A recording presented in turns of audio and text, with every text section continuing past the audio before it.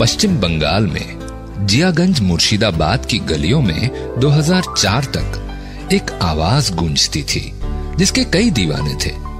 कई लोगों ने इस आवाज को सराहा। राजेंद्र प्रसाद हजारी ने इस आवाज को ट्रेन किया और फेम गुरुकुल के मंच तक पहुंचाया, जहां ये आवाज अपनी गहरी छाप छोड़ गई। पिछले कुछ सालों में ये आवाज हिंदुस्तान की सबसे चहेती आवाज बन गई है। इस आवाज के मालिक के लिए सिंगिंग सिर्फ एक हॉबी नहीं थी, बल्कि बचपन से एक चाहत थी, एक जुनून था, एक चैलेंज था।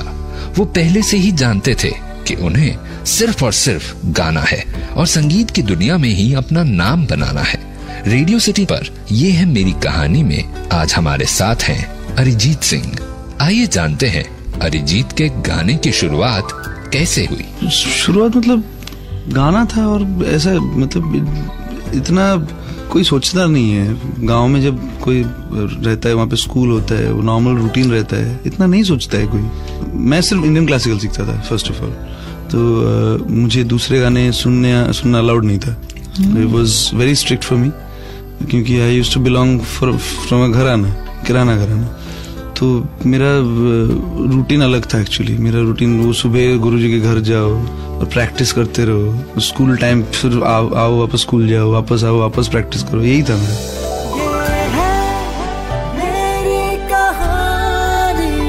It used to be different. Competitions तो होते थे, but I already knew that, you know, because if you learn Indian classical music, आपको अगर Indian classical music पता है कि कैसा होता है वो Indian classic का जो nuances है, वो अगर आपको पता है, you know, you're much more confident. It's like आप एथलेट हो तो आपको पता है कि मेरे लिए मैराथन मतलब इजी रहेगा, मतलब 400 meters is nothing for me. You have that kind of, it's like a sport.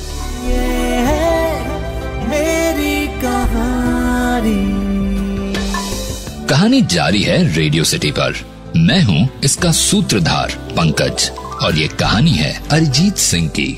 बचपन में स्ट्रिक्ट घराने में संगीत सीख रहे अरिजीत को बॉलीवुड म्यूजिक से लंबे अरसे तक दूर रखा गया था, पर अरिजीत की तकदीर में जो लिखा था उसे होने से कोई रोक नहीं पाया। आइए जानते हैं कि उनके लिए क्लासिकल म्यूजिक से बॉलीवुड म्यूजिक तक का सफर कैसा रहा। अरे it was difficult man, it was very difficult because you are not allowed to listen to these songs.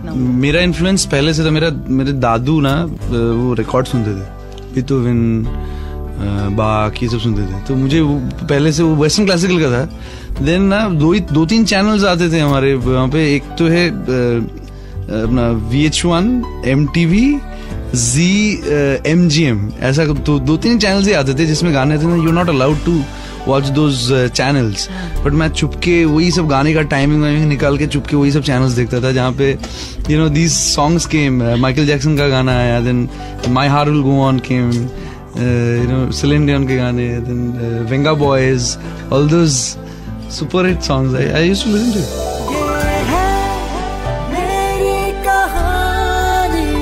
Used to be strict because of the घराना, तभी मतलब he was that strict about Indian classical music। और वहाँ पे I think अभी भी मतलब मुर्शिदाबाद में there are people who still does it।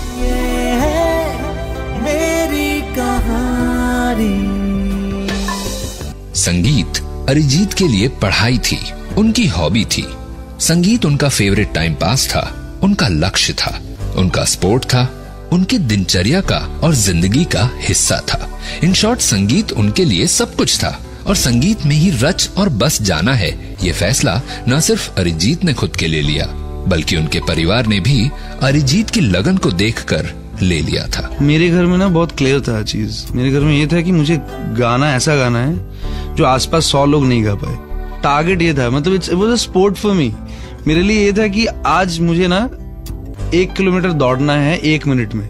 अगर वो कंप्लीट हो गया तो मेरे को नेक्स्ट टारगेट ये करना है कि मेरे को 30 सेकंड्स में दौड़ना है 1 किलोमीटर। वो टारगेट मतलब आजकल जैसे मतलब समझ में आता है कि people are trying to get to somewhere, मतलब मेरे को प्लेबैक करना है, मुझे you know I need to reach there. ऐसा एम करोगे तो जिंदगी में कभी कुछ नहीं होगा। मुझे लगता है आपको गाना चाहिए प्रॉपरली, मतलब जो भी करना है आप उसी में टारगेट करो, उसी में अचीव करते रहो। It's has to be like a sport. Otherwise होएगा ही नहीं।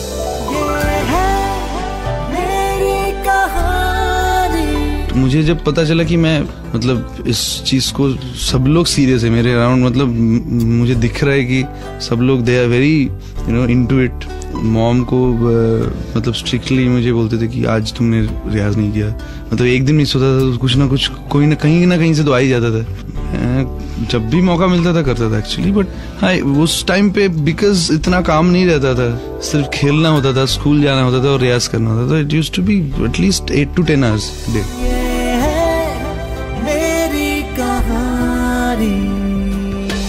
आइए जानते हैं क्लासिकल म्यूजिक सीख रहे अरिजीत सिंह घराने और शास्त्रीय संगीत के दायरे से निकलकर रियलिटी शो के स्टेज तक कैसे पहुंचे और कैसा रहा उनका उस रियलिटी शो का एक्सपीरियंस। रियलिटी शोज तब आया जब मेरे गुरुजी को लगा कि इंडियन क्लासिकल म्यूजिक में मेरा कुछ नहीं हो सकता, because Indian classical music is going of, कि कोई कुछ हो ही नहीं रहा है, प्लेटफॉर्म्स नहीं है, डोवल एंड म्यूजिक कॉन्फ्रेंस का दायरा छोटा हो गया, इंटरनेशनल कॉन्फ्रेंस बंद होने लगे, नॉर्मल कॉन्सर्ट्स बंद होने लगे, लोग सुनना बंद कर दिया Indian classical. I used to attend overnight जो कॉन्सर्ट्स होते थे, पूरा होल नाइट चल रहा है और 5 मिनट का ब्रेक होता है तो लोग बाहर जाके जल्दी से कुछ खाना लेके वापस बैठ जाओ। तो मैं तो बीच में एक कॉन्सर्ट आई रिमेम्बर जहाँ पे बहुत सारे लोग थे, उसमें अपना पंडित कुमार बोस भी थे, वो तबला बजाना था उनको। उनके पहले एक ध्रुपद था, तो ध्रुपद में मैं सो गया। लाइक बहुत रात हो गई थी तभी, समझ में भी नहीं आया कब मैं सो गया, और मेरा नींद डायरेक्ट खोला एक चांटी से, और फिर इतना जोर का चांटी था कुमार बोस का तबले का। तो I used to enjoy all this. हम लोग सब लोग जाते थे गुरुजी के साथ, बहुत सारे स्टूडेंट्स, बहुत सारे लोग। It used to be fun. वो सब बंद होने लगा अचानक और अजीब अजीब शोज होने लगे, ऑर्केस्ट्रा ज्यादा होने लगे, तो उसमें भी बेस बजाया मैंने। माचा शोज बोलते हैं हम लोग। गिटार एग्जैक्टली उतना नहीं था, बट थोड़ा थोड़ा तो चलता ही रहता था।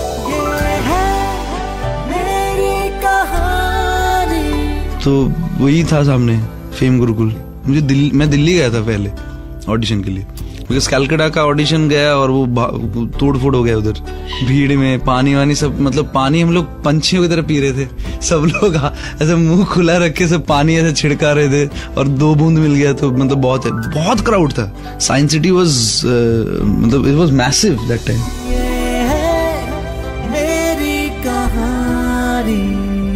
फेम गुरुकुल खत्म होने के बाद अरिजीत 2005 में वापस मुर्शिदाबाद चले गए, पर संगीत के लिए उनकी रुचि उस छोटे शहर में अपने पंख नहीं फैला पा रही थी, और आखिर वो मुंबई के खुले आसमान में लौट आए, जहां उन्होंने म्यूजिक डायरेक्टर्स को असिस्ट करने से शुरुआत की as a music programmer.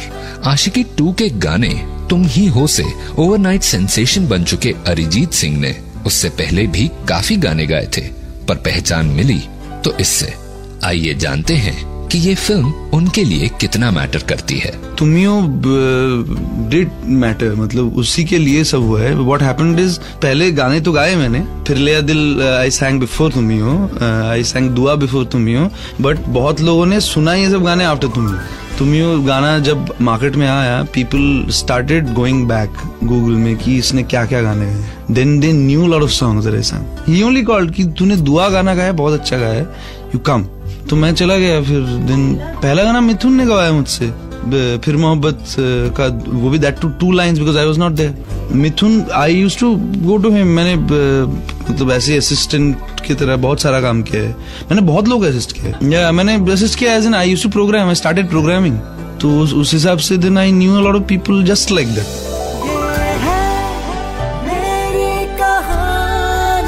Concert में जब आप जाते हो ना जनरली, तो आपको जो दिखता है, पहले तो आपको एयरपोर्ट दिखता है, उसके बाद फ्लाइट दिखता है, उसके बाद वापस एयरपोर्ट दिखता है, फिर एक कार दिखता है, फिर आपको होटल दिखता है, फिर आपको स्ट्रेट कॉन्सर्ट दिखता है, फिर होटल दिखता है, फिर एयरपोर्ट दिखता है, फिर आप वापस एयरपोर्ट और वापस घर आते हो।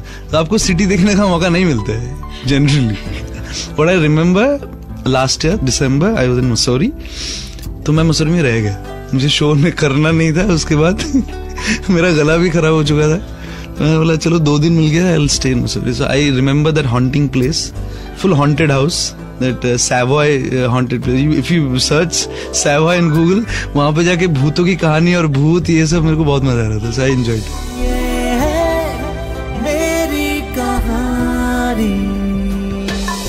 दिलवाले फिल्म के सबसे पॉपुलर गाने गेरुआ और जन्म जन्म में शाहरुख खान की आवाज बने अरिजीत सिंह अपनी म्यूजिकल जर्नी से काफी सेटिस्फाइड हैं। जाते जाते आइए जानते हैं देश के चहीते बन चुके अरिजीत सिंह के खुद के लिए क्या प्लान्स हैं। जैसे ही मुझे थोड़ा ब्रेक मिल जाएगा I'll start my sport again। मतलब मेरा हालत खराब हो गया है, मतलब my health is not right। I used to play badminton, I used to swim, I used to play football, I used to race every day 4-5 kilometers। वो है यार, बहुत सारा चीज मैं करता था, वो सब मतलब गड़बड़ हो गया यहाँ, तो वो वापस I need to do that। That is my only target right now।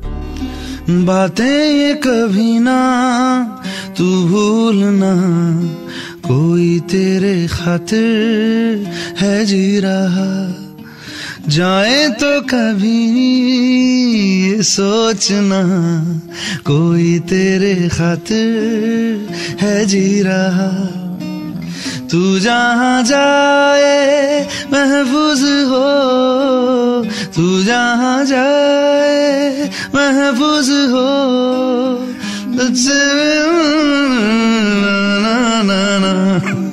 बातें ये कभी ना तू भूलना, कोई तेरे खातिर है जी रहा। लिरिक्स तो मेरे को कभी याद नहीं रहता है, मतलब मेरे खुद के गाने का भी याद नहीं रहता है। मैं तो हमेशा भूल जाता हूँ, मैं बोल भी देता हूँ कि भाई आप लोग गा दो, मुझे नहीं याद आ रहा है अभी, और मैं कुछ ना कुछ बना के गा ही देता हूँ लिरिक्स। कुछ भी एक बार तो मैं मुस्कुराने का लिरिक भूल गया, मुझे भूख लग रहा था, मैं एप्पल गा दिया। मुझे कोई सेब दे दो, मुझे भूख लग रहा है, वो भी गा दिया इसमें। ये मेरी कहानी बहुत स्पेशल है इसके लिए क्योंकि after a long time I am coming here, so it's I am enjoying to the core. मुझे इसलिए अच्छा लग रहा है कि बहुत सारी बातें हम लोग कर रहे हैं आफ्टर अ लॉन्ग टाइम। मेरी कहानी।